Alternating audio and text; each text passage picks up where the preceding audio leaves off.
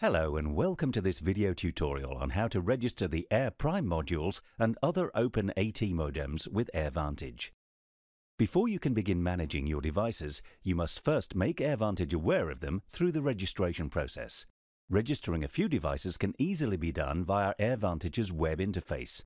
You can also bulk register your fleet of devices by importing a list. We'll walk you through both processes in this video. Let's go to the Register page. Click on the widget here in the Start page or the Register tab from the top menu bar. It will bring you to the device catalog on the Register page where you can select your device type. In our case, we have an FXT009 modem to register. Follow the instructions on the right-hand side to complete the system registration. Step 1 is to enter the serial number and IMEI of your device. As a reminder, these numbers can be found either on the device's packaging or by using the following AT commands to retrieve them. AT plus CGSN for the IMEI number, AT plus WMSN for the serial number. Enter the serial number and the IMEI in the required field. You can now give your device a name in the Name field. Now click on the Register button to start the registration. Once done, AirVantage will notify you about the successful operation and you will see your gateway on top of the list below. This list contains all the devices that have been registered with AirVantage. They can be sorted by their synchronization status.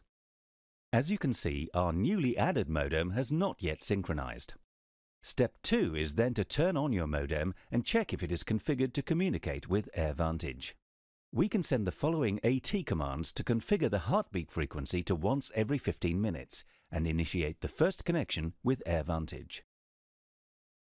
After the first communication, click on the Refresh button to verify the synchronization status of your system. If the status icon becomes green, it means your system has been synchronized.